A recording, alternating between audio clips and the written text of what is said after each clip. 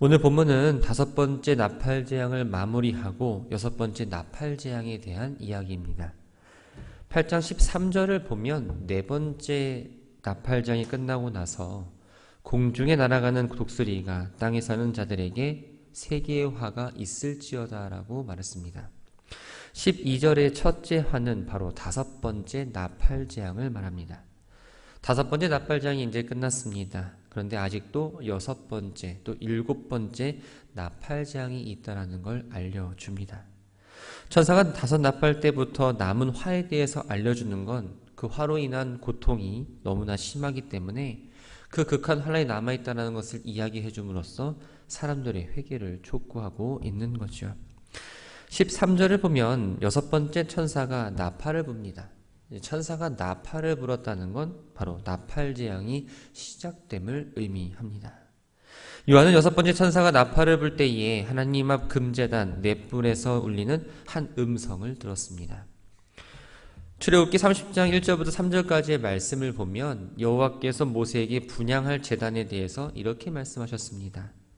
너는 분향할 제단을 만들지니 곧 조각목으로 만들되 길이가 1규빗, 너비가 1규빗으로 네모가 반듯하게 하고 높이는 2규빗으로 하면 그 뿔을 그것과 이어지게 하고 제단 상면과 전후 좌우면과 뿔을 순금으로 싸고 주위에 금태를 두르라. 이 말씀의 근거에 보면 이 금제단은 모세 당시의 성막이나 또 솔로몬 당시 성전에서 볼 수 있었던 그 지성소 앞에 있는 금으로 두른 향단을 말합니다. 이 향단은 8장 3절에서 성도들의 기도를 모아 하나님 앞에 바쳤던 그 단을 가리키고 있는 거죠.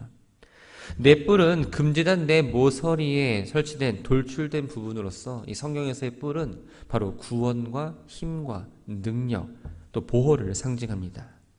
즉 금제단 넷뿔에서 울리는 음성이란 바로 성도들의 기도와 또 6장 9절과 10절에서 언급되었던 죽임을 당한 순교자들의 호소에 대해서 하나님의 응답이라고 말할 수 있습니다.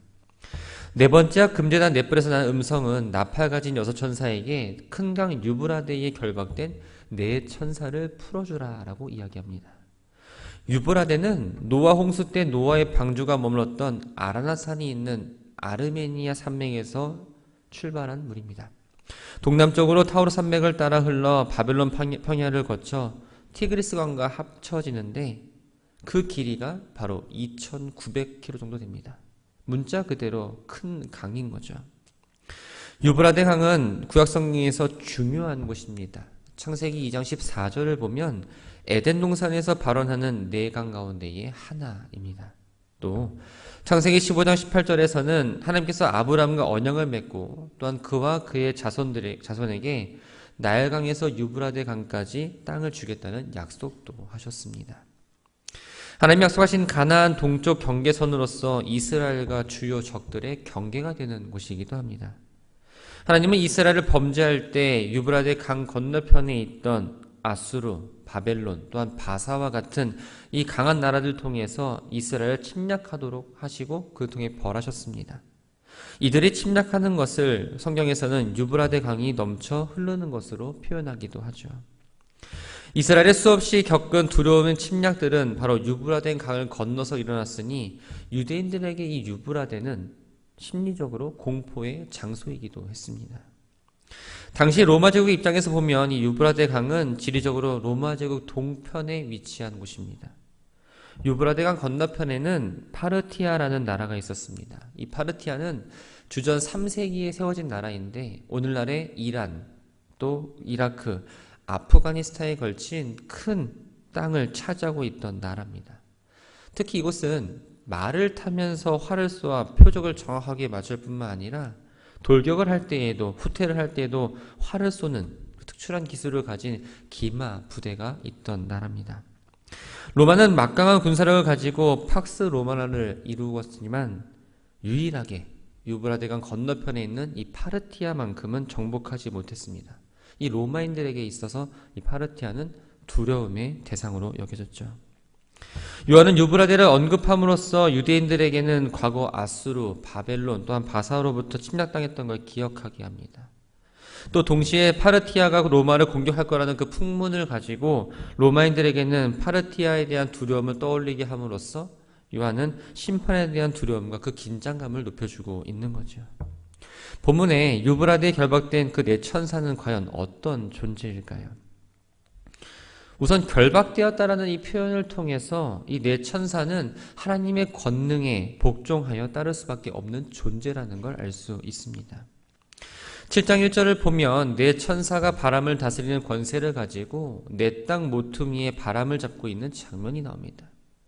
그런데 오늘 본문에 나온 네 천사와는 차이가 있습니다. 오늘 본문 네 천사는 지금 결박되어 있는 상태인 거죠. 만약 천사가 선한 천사라면 하나님의 천한 피조물이기 때문에 결박당할 이유가 없습니다. 또 하나님께서 심판하는 걸 집행을 보류하고자 할 때에도 선한 천사에게는 그저 명령만 내리면 됩니다.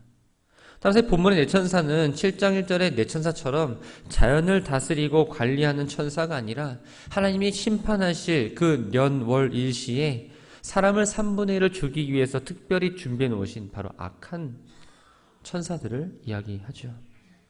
하나님은 자신이 심판할 시기를 정해놓으셨습니다. 그리고 그때에 심판을 하시는 분이시죠.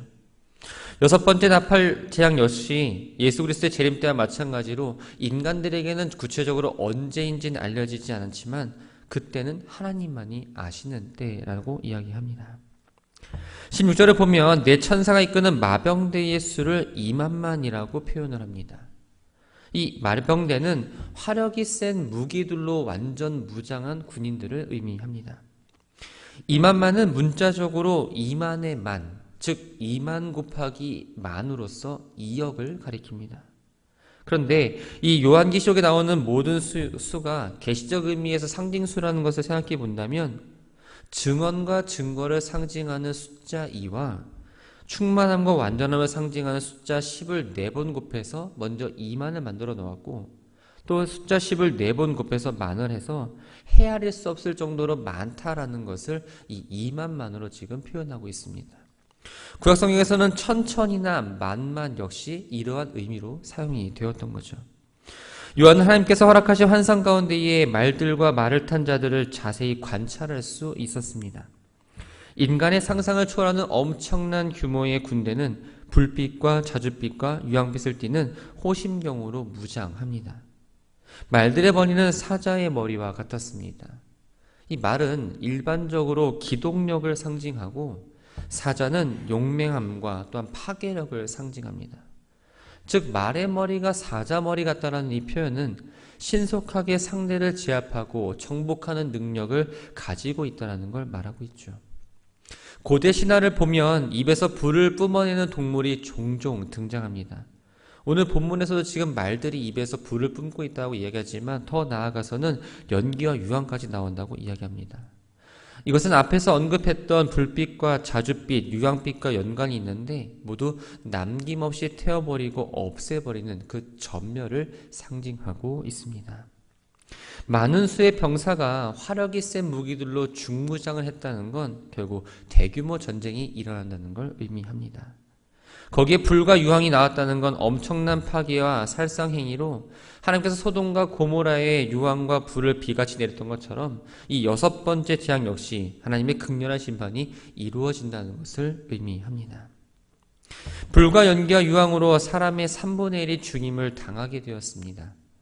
다섯째 나팔재앙에서 황충은 사람들을 다섯 동안 새로 괴롭히게 하는 권세를 받았을 뿐 그 생명을 앗아가지는 못했죠. 그러나 여섯 번째 나팔재앙을 보면 마병되는 사람들을 실제로 죽이는 권세까지 받았습니다. 이것은 대규모 전쟁에서 수많은 인간들이 바로 사륙이 당할 때 거란 걸 의미합니다. 네 천사는 사람의 3분의 1을 죽이지만 과반은 되진 않았지만 이 수 역시 상당히 적은 수는 아닙니다. 하지만 3분의 1이라는 숫자는 전체에 대한 부분을 의미합니다. 무서운 심판을 내리긴 하시지만 대상을 3분의 1로 제한함으로써 남은 사람들로 하여금 회개하게 만들어 구원을 얻고자 하시는 그 하나님의 자비와 은혜를 살펴볼 수 있습니다. 말들은 입에만 힘을 가지고 있던 게 아니었습니다. 이 꼬리에도 굉장한 힘을 가지고 있던 존재들이었죠. 다섯째 나팔 재앙 때 황충과도 같지만 황충은 주로 꼬리에 힘을 가지고 있었던 반면에 말은 앞부분의 입에도 더 큰 힘을 갖고 있었고 또한 꼬리에도 강력한 힘을 갖고 있었습니다. 꼬리에 힘을 가지고 있다는 건 여섯 번째 나팔 재앙이 다섯 번째 나팔 재앙보다 훨씬 더 강력한 재앙이라는 걸 이야기합니다. 꼬리는 뱀 같고 또 꼬리에 머리가 있어 이것으로 해하더라라고 말합니다. 요한계시록에서 이 뱀은 사단을 상징하고 또한 간교함을 의미합니다. 꼬리가 뱀 같다라는 건 이 여섯 번째 나팔 재앙을 통해 사람들을 죽이는 세력이 뒤로는 음흉하고 교활한 술책과 거짓을 사용한다는 걸 이야기합니다. 꼬리에 머리가 있다는 건 꼬리에도 지혜가 있다는 것이고 결국 사단의 세력은 강력한 파괴력뿐만 아니라 교묘한 술책을 써서 사람들을 해한다는 걸 명백하게 보여주고 있는 거죠. 20절과 21절은 남은 사람들에 대해서 이야기합니다. 여기서 남은 사람들은 바로 하나님의 심판으로 죽은 3분의 1을 제외한 나머지 불신자들을 가리킵니다. 하나님은 넷째 나팔 재앙 후에도 또 다섯 번째 나팔 재앙 후에도 앞으로 남아있는 큰 재앙을 예고함으로써 남은 사람들의 회개를 촉구하셨습니다. 그런데 인간들은 그 하나님의 긍휼과 자비를 무시한 채 혹독한 하나님의 심판의 재앙을 겪었음에도 불구하고 오히려 더욱더 공개적으로 또 적극적으로 각종 죄와 우상 숭배를 저질렀습니다. 20절을 보면 이들은 손으로 행한 일을 회개하지 않았다라고 말합니다. 손으로 행한 일, 바로 우상을 만드는 일을 말합니다. 우상은 금이나 은이나 돌 혹은 나무를 가지고 사람이 만든 형상을 가리킵니다. 사람이 만들었으니 이 우상은 보지도 또 듣지도 걷지도 못해서 생명력이 없습니다. 생명력이 없으니까 당연히 아무런 힘도 발휘할 수 없고 영향력도 내세울 수가 없는 거죠. 이스라엘 출애굽 당시 애굽의 바로와 그의 신하들은 하나님의 능력으로 인해서 수많은 일들을 경험했습니다. 그럼에도 불구하고 마음이 완약해서 귀신과 또한 우상 숭배를 그치지 않았던 것처럼 이들은 불과 연기와 유황을 통해서 하나님의 심판을 경험했음에도 불구하고 오히려 회개는커녕 계속해서 우상 숭배에 몰입을 하고 있었던 겁니다. 또 21절을 보면 살인과 복술과 음행과 도둑질을 회개하지 않았습니다. 우상 숭배는 하나님과 수직적인 관계를 깨는 죄라면 이 살인과 복술과 음행과 도둑질은 사람들과의 수평적인 관계를 깨는 죄를 말합니다. 복술을 제외한 살인과 음행과 도둑질은 십계명에서도 금지하고 있는 죄들인 거죠.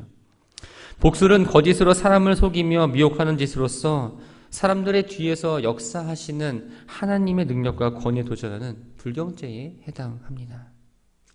우리가 뜨거운 인두로 지지면 아무런 감각이 없는 것처럼 죄를 지어도 그것이 죄인 줄 모르는 양심이 화인 맞은 사람들은 자신들의 죄악으로 인해 하나님의 심판의 재앙 속에서도 환난을 겪고 또한 죽임을 당하지만 그 죄악을 그치거나 회개하지 않고 오히려 하나님을 대적하며 죄에서 떠나지 않았습니다.